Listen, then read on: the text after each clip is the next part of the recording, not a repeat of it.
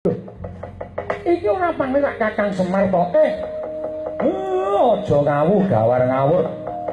Semar wis ora ana iki Adipati Surya Dadari. Aku senopati negara ing atas sangit. Sampeyan sapa ngakuwa Prabu Kresna? Iya, jenengmu mau sapa? Surya Dadari. Surya Dadari, ya. Mangkat dawa nang ngarepe nata Ndrawati. Aku sing bakal mepalangi sampeyan arep mlebu negara Ngatasangin, arep boyong marang nata ngamarta Prabu Darmakusuma. Ayo langkaono bebatange Adipati Surya Dadari. Kowe iso ngasorake kridane Adipati Surya Dadari. Aku meguru karo kowe. Nek perlu tak sembah selawase urip mati dening aku kowe Surya Dadari.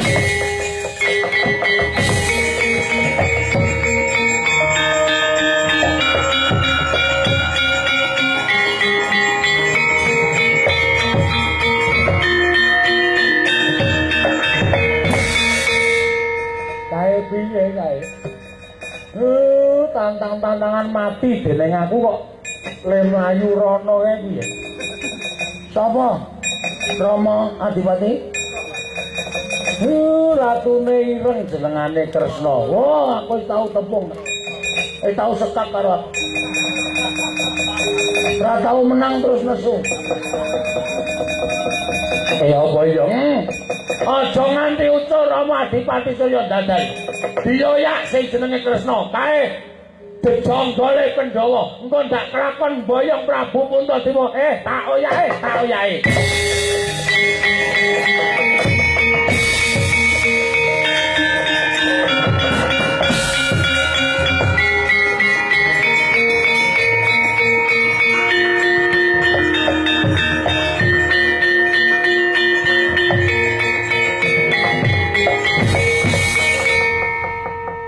Nek tak tandangi ora urung mengeneng ratu kewirangan. Mergo pokale kere kae. Sajae ku arep ngino karo Nata Ndrawati ya, kowe dadi apa? Kowe arep kaya ngapa? Ning kewajibanmu urip ana ing jagat kuwi pancen mesti nobrat kowe iki wajibe dadi Panakawan arep nganggo sandangan kaya ngapa? Ayo, nek panjenengan kowe nantang Nata Ndrawati saiki tontonan Nata Ndrawati dadi kaya ngene. Sapa sing wani karo Kresna?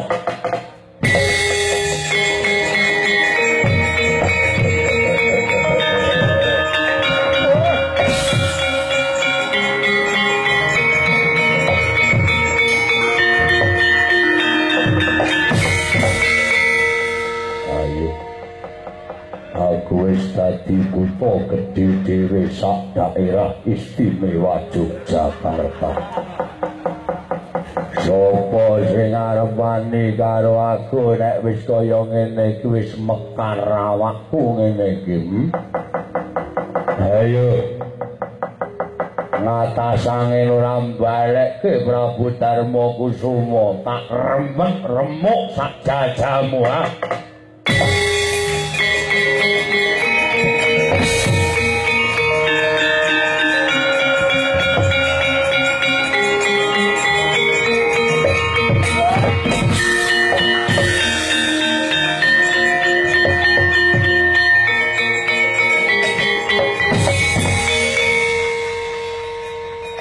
Padahal bawasane kok nganti satu ngapa? Ono buta gede tenan. Yakin luar biasa, yakin. Meh sondul karo kelire. Yo sapa rene sing arep mungsuh aku sapa? Ora pati Sukamana. Apa dianggep aku wedi nek musuh buta. Nyempelekke. Masyaallah. Ujian sapa iki wong cilik Senopati Antasain. Aku Senopati Pandu Bergolo. Sapa kowe? Raiku ki nang dhuwur. Yang nek ndang ini tiba. Ayo kowe ngejawab. Oh, lakon iki mergane patimu. Ayo ketokno budimu.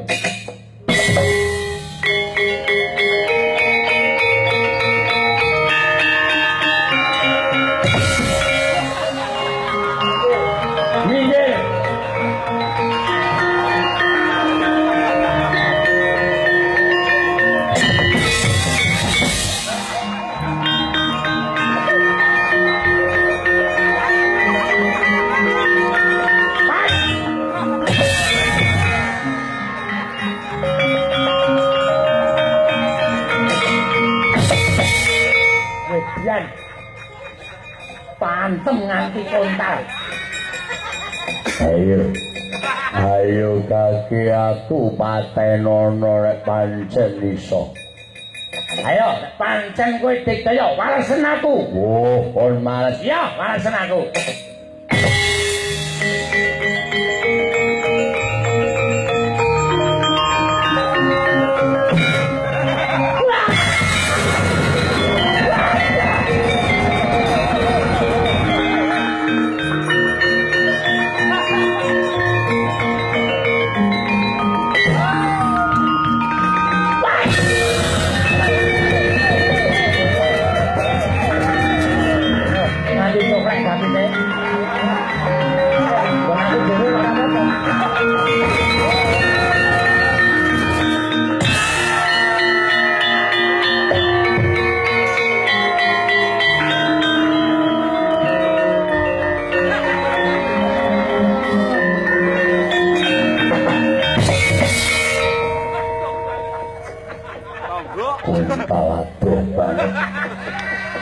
Nganti suarane saya suwe saya ilang. Yo sapa meneh sing arep maju legane atiku.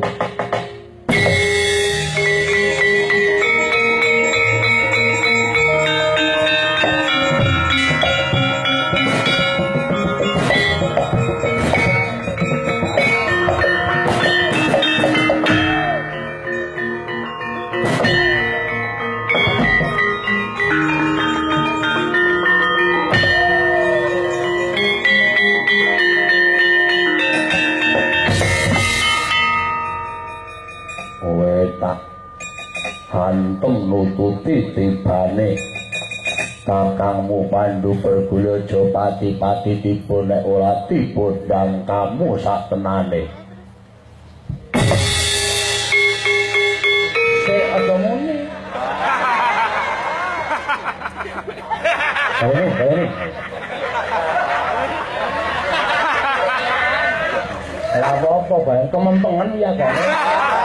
Sesore prai. Aja pati-pati tiba nek ora tiba ndangkane utawa papanmu sak tenane.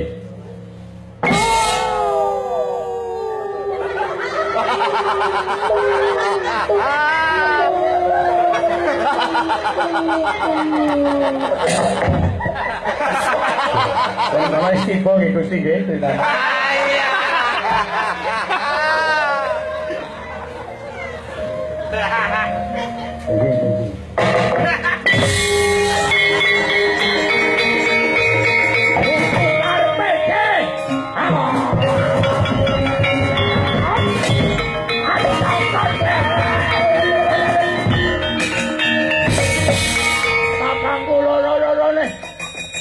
Kakangku loro-loro tok tantem nganti kontal tiba aja.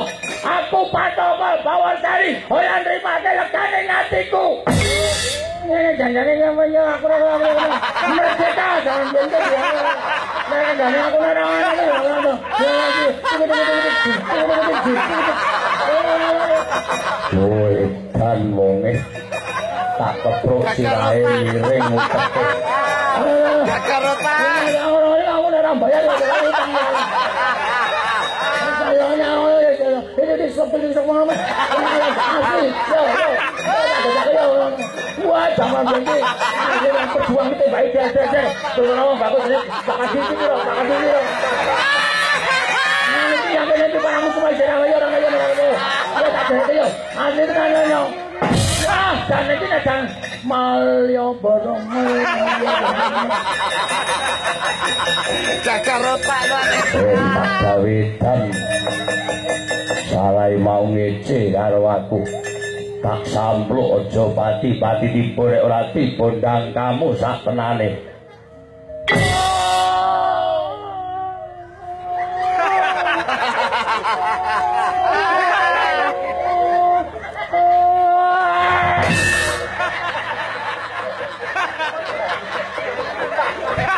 Lho kok rene meneh.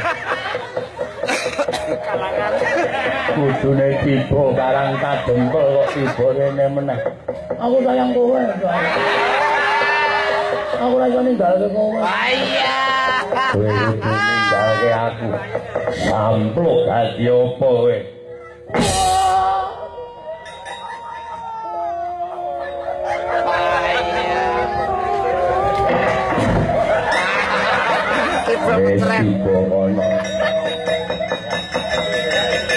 Ayo Adipati Suryanda dari tak getak kuntal tiba papan kamu oh. Waduh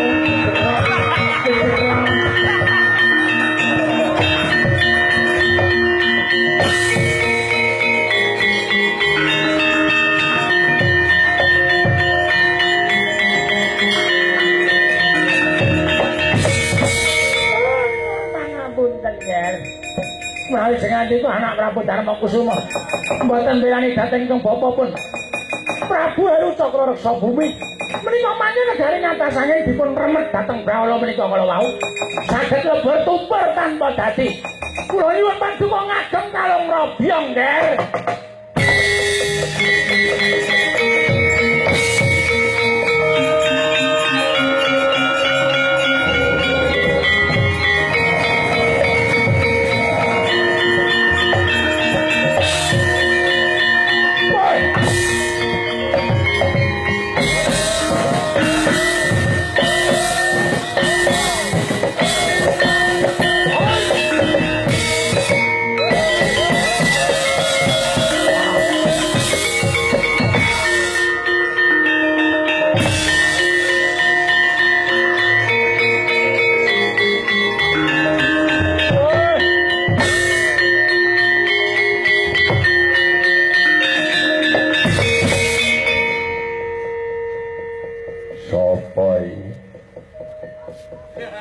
Ayo kowe sapa?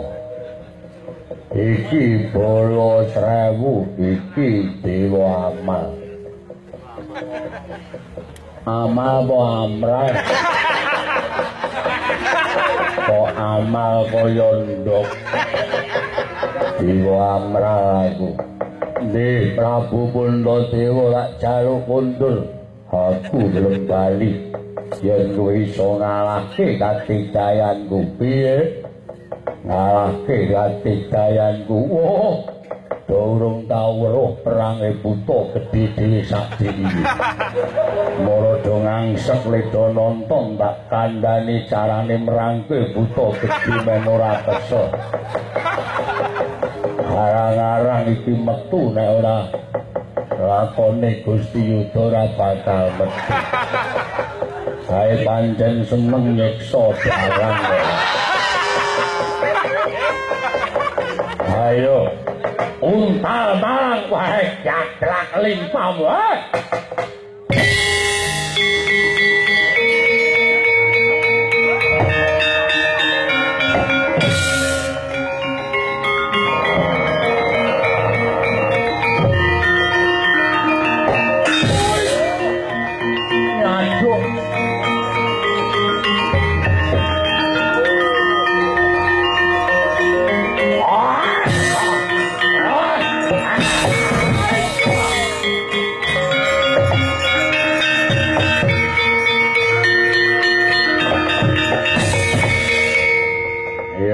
Cokot mongso iso grawat apa rumangsamu aku ora nyokot kowe kok piye iki aku ya nyokot ming kowe saking dene ra krasa tak cokot kebangetan kandel kulitmu dicokot kok ming meneng wae ngoyo ngopo to ngopo meringis wong apa ya sing nyokot ki marai mempeng dicokot kok ming mendonong kok kowe duwe perasaan apa ora wah gaglak wae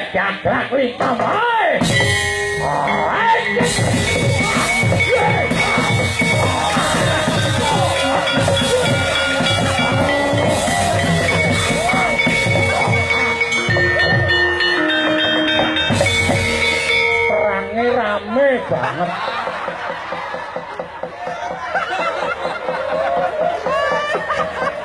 Bokok sinokot dilanting. Buta kedadosan saking Prabu Kuntadewa nganti salto ping 3. Namun ingkang sami mirsani boten ngawuni-ngani bilih. Buta iki kedadosan saking Prabu Kuntadewa ngantos salto ping 3.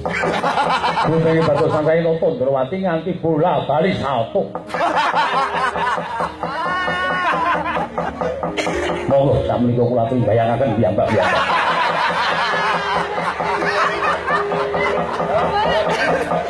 Boten perlu kula keliraken nanging bayanganipun sampun ngedirisi.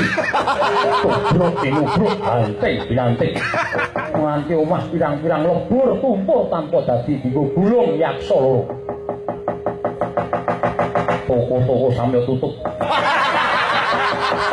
Kejawi pasar kembang. Tasih bidak ngantos sak menika. Mboten kadiri bodho pangamuk ing raseksa awit mriku ugi buta cilik-cilik kabeh.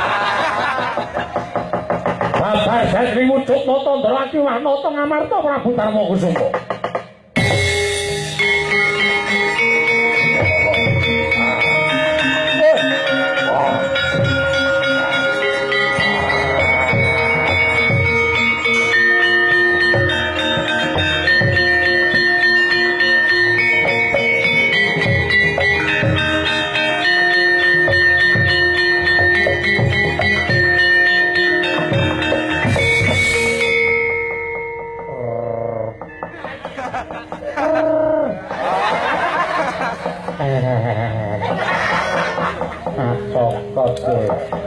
Anak gagah kelimpamu. Arah jalan-jalan kaya gampang tok-tok lombok. Ala-ala. Tak copot dulumu, tak copot dulu. Sasa kabeh tak copot. Ala-ala.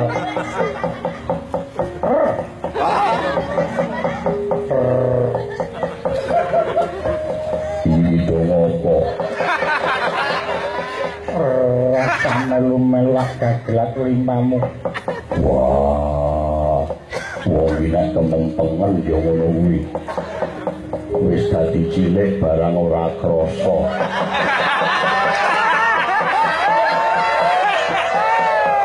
Liyate isih makantar-kantar. Monggo jane wis halung. Tresno. Prabu Dara iki? Iya. Jebul wis malik kok Prabu. Lah wis malik kok. Mau tak arek-arek kok ya. Ora ono reaksi apa-apa. Ah iya.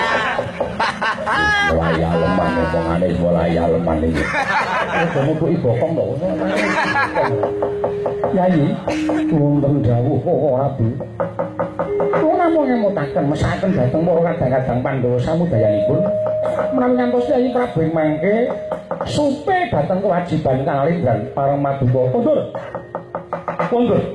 Ngamarta mbetahaken maduka Prabu Darma Kusuma inggih ngestaken dawuh Koko Prabu.